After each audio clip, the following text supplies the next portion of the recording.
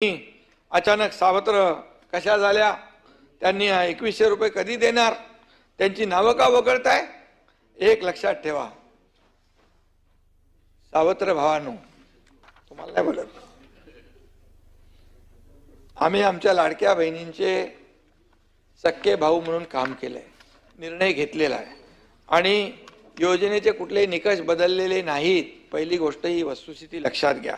ज्या बहिणी पात्र आहेत त्यांना कधी अपात्र करण्याचं पाप आमचं सरकार करणार नाही आणि ही योजना कधी बंद होणार नाही, एवढी आपण खात्री बाळगा. योग्य ती आर्थिक तजवीज करून ही योजना राबवली जात आहे. आता 1,500ची ओवाळणी 2100 रुपये कधी आणि कशी करायची याची आखणी जी आहे आम्ही शिस्तबद्ध पद्धतीने करतोय. आमचं हे सरकार प्रिंटिंग मिस्टेकवालं नाही आहे, हेही लक्षात ठेवा. आम्ही जे बोललो ते बोललो. आता आर्थिक तजवीज जी आहे, तरतूद जी आहे, काटकसर करून जे काही करायचं आहे ते नक्की करू आणि या ठिकाणी याची देखील एक तजवीज करायला लागेल आणि शेवटी आपल्या सगळ्या योजना सुरू ठेवायच्या आहेत, विकास प्रकल्प सुरू ठेवायचे आहेत, कमिटेड जो खर्च आहे तो आपल्याला द्यायचा आहे. हे सगळं जे करत असताना जे आम्ही बोललेलो आहे ते देखील आमच्या योजनेमध्ये आहे आणि नक्की त्याचं देखील काम चालू आहे. आणि त्यामुळे फेक नरेटिव्ह पसरवून काही केलं तरी सुद्धा आता लोकांना, कारण लोकांना आम्ही डायरेक्ट खात्यामध्ये पैसे दिले, डीबीटी. सचिनजी, आम्ही, तुम्ही म्हणत होता मिळणार नाही, आम्ही पैसे धडाधड टाकले खात्यामध्ये. निवडणुकीमध्ये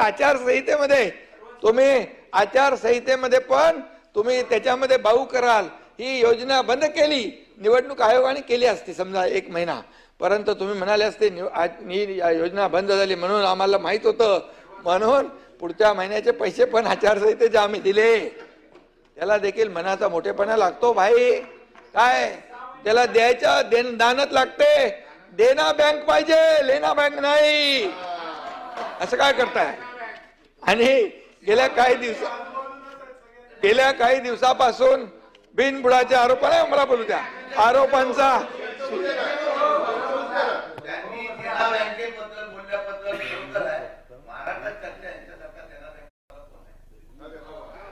देना बँक फुल फॉर्म मध्ये प्रॉफिट मध्ये आहे. देना बँक नाही, देना बँक जी आहे, आता देना बँकेचा तुम्ही जर टर्नओव्हर बघितला, कारण त्यांना द्यायची धानच आहे, खरोखरची देना बँक बोलतोय मी. त्यामुळे तेही आपण तपासून बघा. गेल्या काही दिवसापासून बिनबुडाच्या आरोपांचा सुळसुळाट झालाय आणि रोज बदनाम करायचं. काय सारे संबंध नाही, कुणाशी कसलाही संबंध नाही, लागेबांधे नाही, काही कनेक्शन नाही, तरी चाललंय आपलं रोज. काल परवा अमृत योजनेबद्दल बोलताना विरोधी पक्षनेत्यांनी माझं नाव घेतलं. अरे ती घटना होती 2000 कधीची 18ची, तेव्हा मी नगरविकास मंत्री पण नव्हतो आणि काही नव्हतो. आणि का घेतलं, कशाला घेतलं मला माहितच नाही, परंतु गौप्यस्फोट, शिंदे अडचणीत येणार, मी बघितलं ते. तुम्ही नाही, विरोधी पक्षनेते. आणि त्यांच्यानंतर मी खाली गेलो. मी बोललो अरे बाबा माझा काय संबंध नाही, आणि काय तुम्ही माहिती घेतली का ती?